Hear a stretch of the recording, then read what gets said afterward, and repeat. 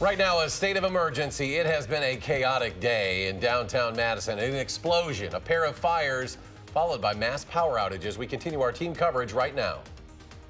From the Channel3000.com Alert Center, this is News 3 Now at 10.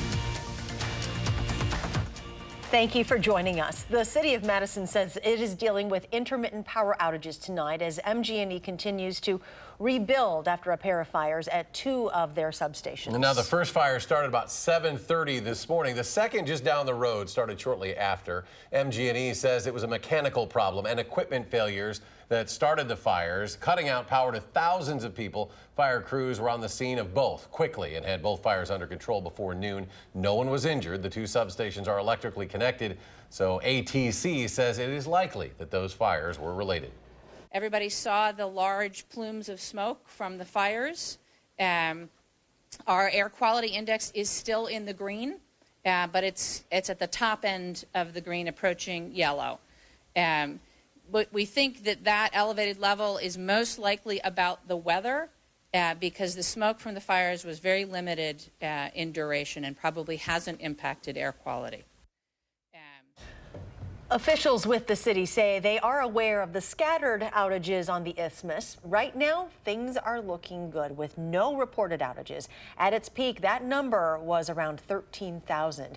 While power is back on for thousands of MG&E customers, there are still people on the isthmus feeling the impacts of them. Adam Duxter joins us now from an emergency Red Cross shelter with how today's events are carrying on into the night. Adam?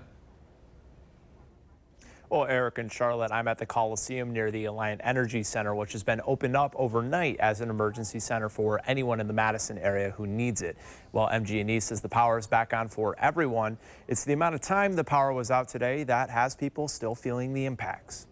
It's been a long, busy, and hot day for Zach Curtis and his crew at Roman Candle Pizza. I got here at like 8:30 and all the lights were out, no power. We had to start putting ice into the coolers and everything. The Willie Street restaurant, one of thousands of MG&E customers out of power when two separate fires started this morning. That's when the GM knew it was a race against the clock. Ice cream, cheese, meats. Worrying about all of our product going bad and the sales that we were going to have that we can't have. He says luckily for the restaurant and the perishable food, power came on hours later.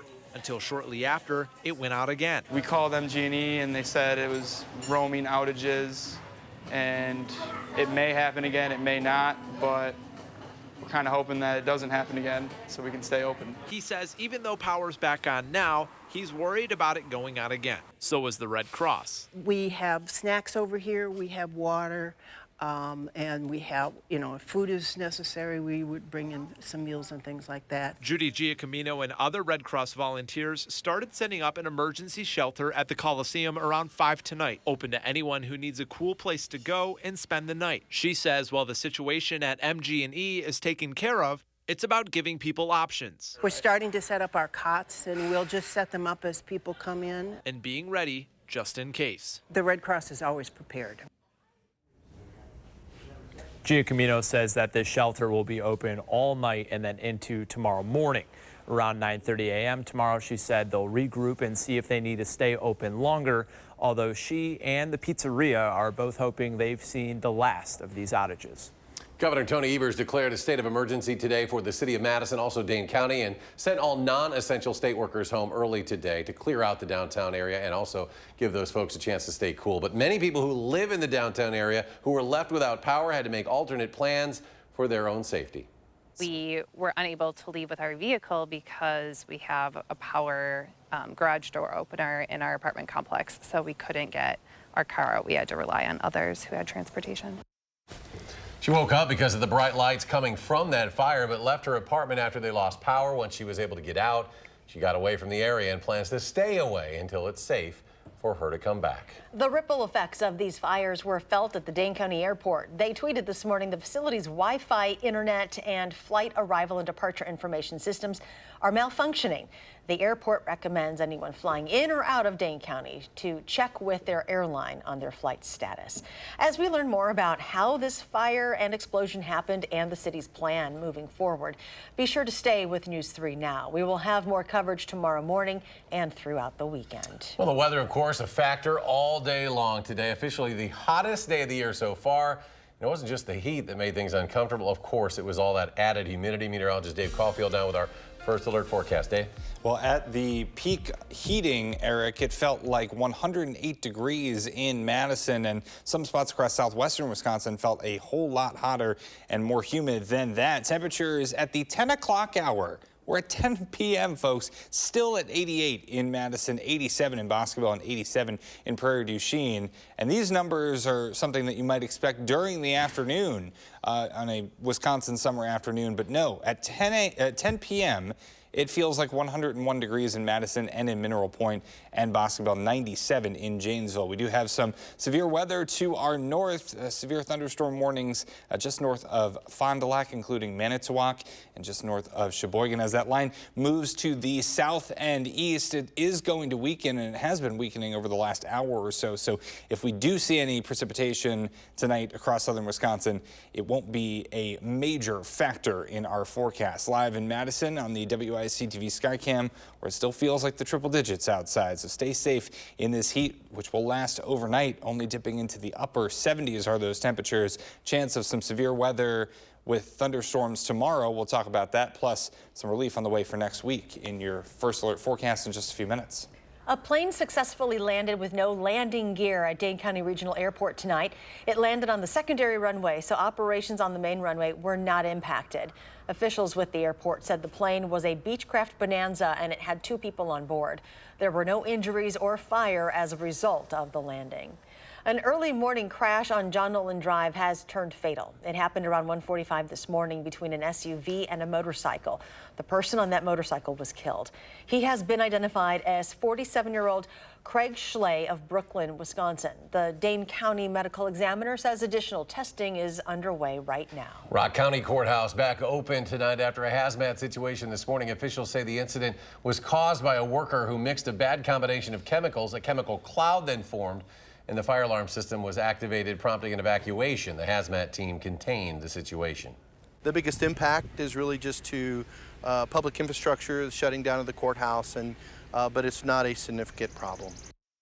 The worker mixing the chemicals was taken to the hospital for non-life-threatening injuries. The Rock County Courthouse should be back open again to the public on Monday. And a scare today in Stoughton. A gas leak there prompted some evacuations. This was in the downtown area in Stoughton. It has since, of course, been contained. Police say a gas line was struck during a construction project. This was near West South Street and Monroe Street. Officials with Alliant Energy say 30 homes were evacuated, but those people have since been allowed back in. Tomorrow marks the beginning of a new era at the UW. Corey Pompey will begin his job as the new band director. He has been chosen to replace longtime director Mike Leckrone. Pompey studied music education as an undergraduate and graduate student at the University of Alabama. He also earned his Doctor of Musical Arts degree in wind conducting at the University of Texas, Austin. Still ahead tonight, a warning from firefighters for anyone using a dehumidifier this summer. And in national news, the president warning Iran after another day of tensions in the Persian Gulf. We'll have the latest on that escalation just ahead.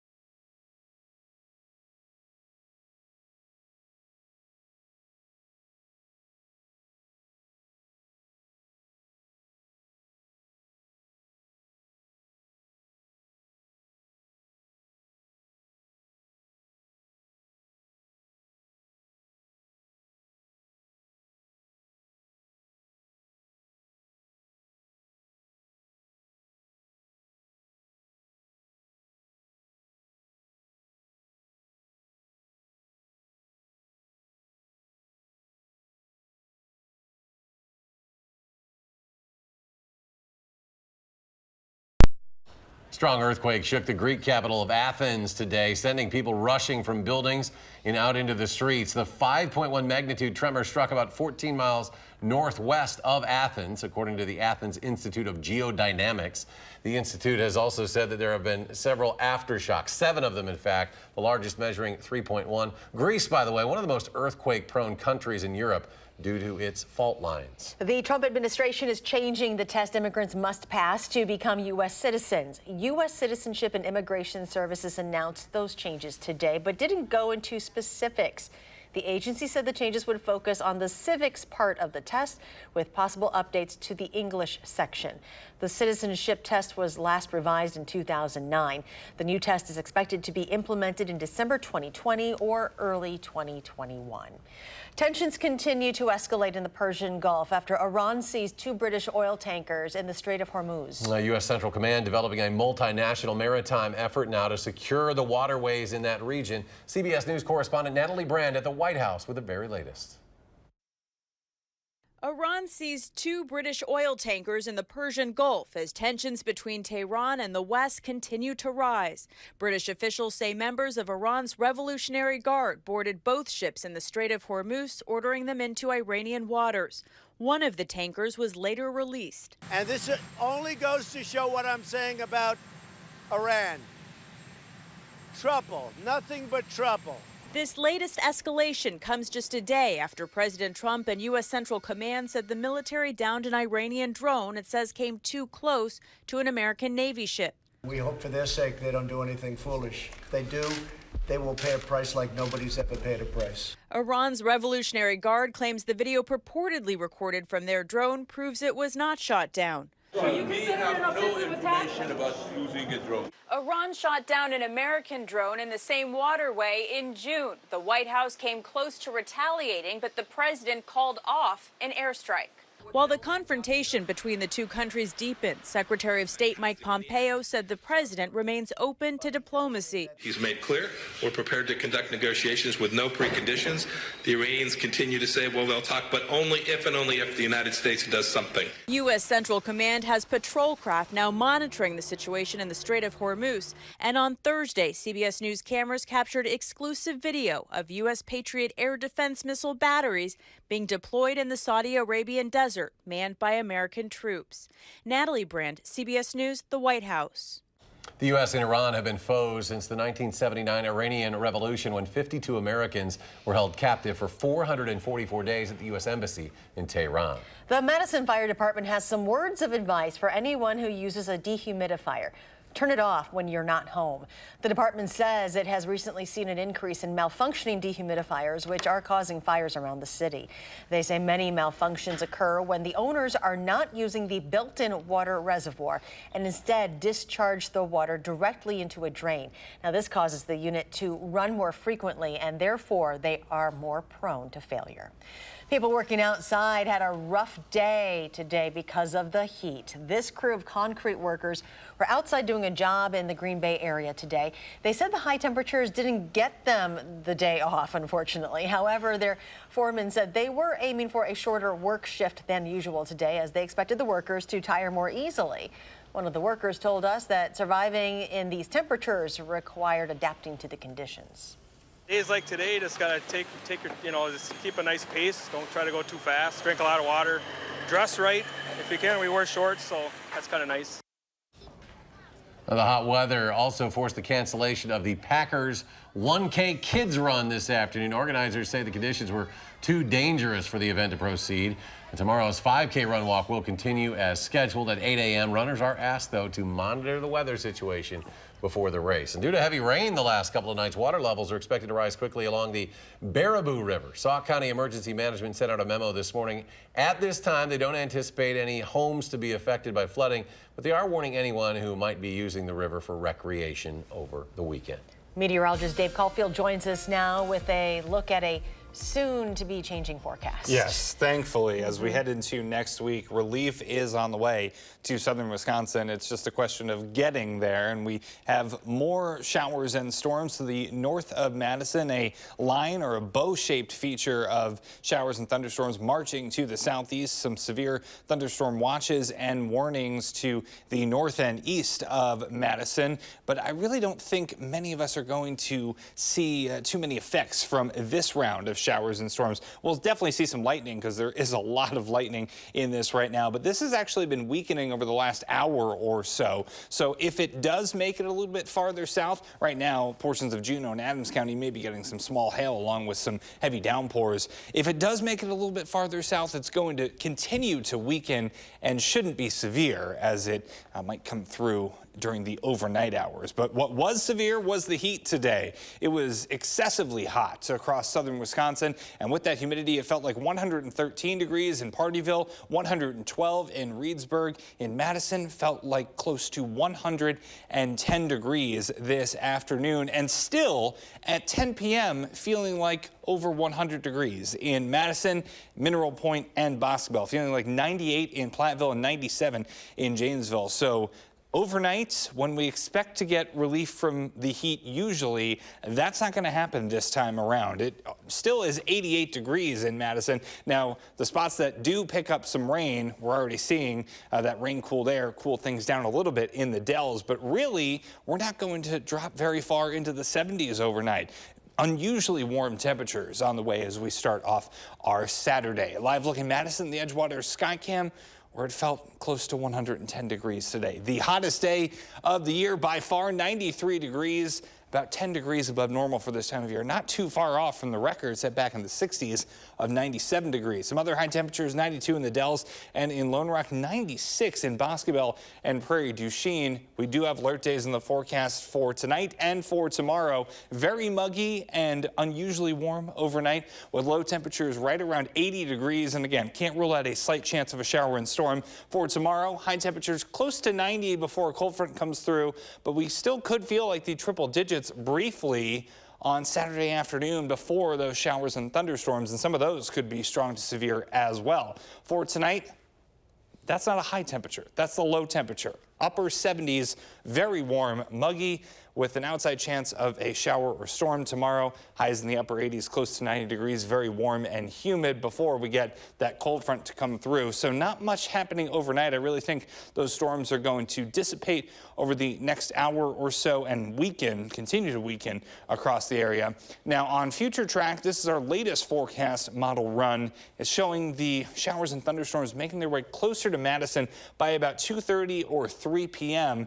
and then marching southeast, similar to this system coming through now. There could be another round of showers and storms early on Sunday morning, but I think a lot cooler as we head into Sunday and Monday with partly sunny skies, temperatures in the upper 70s, close to 80 degrees. And you can see what that will do to our heat index values.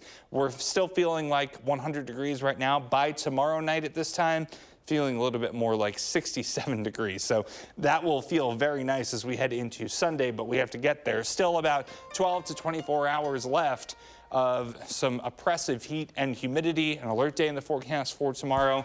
And then next week, oh man, that looks so much nicer. Temperatures in the upper 70s for Monday's high temperature. Keep in mind, that's the expected low temperature overnight. It still could feel like the 90s in some spots as we head into the overnight hours tonight. Much, much better with lots of sunshine on the way for next week. So this rain tomorrow is going to help bring this cool front. Yes. It's cool front. Exactly. Yeah. It may not help with the humidity right away, but as we head into Sunday and next week, it definitely will. All right. Thank you. Thanks, Dave. Keston Hira bringing the heat against the Diamondbacks. Can't do it all by himself, though. We'll have an update from Phoenix next in sports.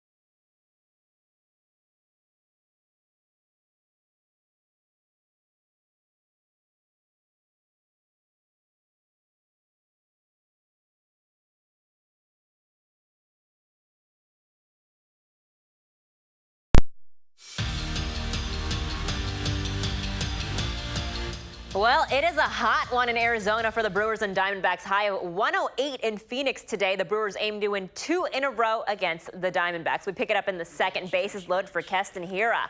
Lines went out to left center. Ryan Braun and Eric Thames both score 2-0 Brewers.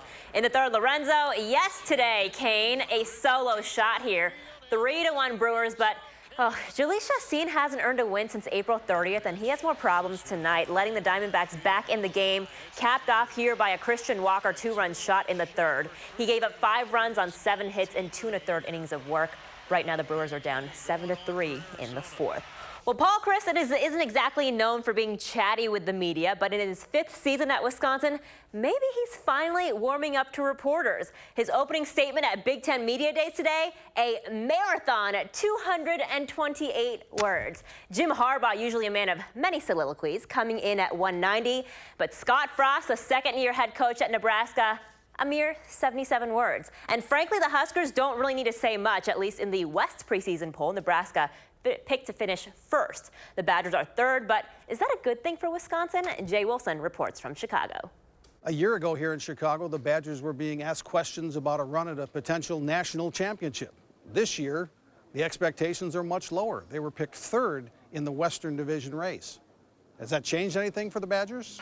You can't really prepare for preseason polls or preseason picks, but you can prepare for the season, which really matters, winning each and every single game, every single week. So we're embracing the preparation for the season because that will determine, the end of our season. We know we're going to bring during the game, taking this week by week, and that people are going to remember that you play at Wisconsin. You're going to feel it. The next morning, you're going to feel it the next week. You're going to be telling your teammates about it. After spring practice, Paul Chryst said there was no decision made on a starting quarterback. And no surprise, there still hasn't been a decision. I do think that, there is a lot more attention, and it does affect other things. But I don't think you need to feel pressure as a coach to have a certain time. You got to let them evolve, and you got to do things to help them be in position to grow, develop, and evolve. Next up for the Badgers, the start of fall camp, July 31st. And then the season opener, August 30th at South Florida. In Chicago with the Badgers at Big Ten Football Media Day, I'm Jay Wilson.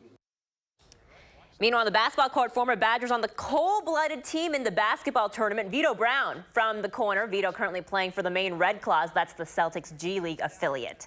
Later, Jordan Taylor driving the floater there. Jordan playing overseas for a French team in the Euro League. He had 16 points against the Mid-American Unity. And it's been a hot second since we've seen some Khalil dunks, but that doesn't mean we haven't missed them. Iverson leading the team with 17 points on his 22nd birthday. But cold-blooded losing to Mid-American Unity, a team of former collegiate players in the Midwest, 80-71, the final. Well, the Packers adding to the list of potential targets for Aaron Rodgers with less than a week before the team reports for training camp. Green Bay signing Malik Taylor today. He's the rookie that played college ball for Ferris State, where he earned all-conference honors. Training camp starts on Thursday. We'll be right back.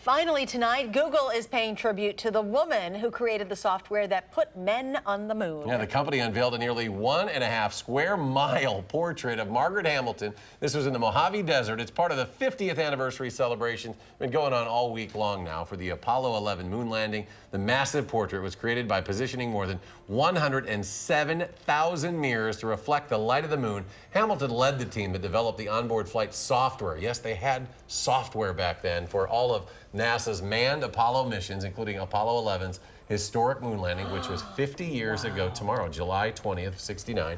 Hamilton's contributions include coining the phrase software engineering, which, as we said, really wasn't even a thing yet. So that is unbelievable how that changed the world. And again, that was 50 years ago tomorrow, the Apollo 11 moon landing.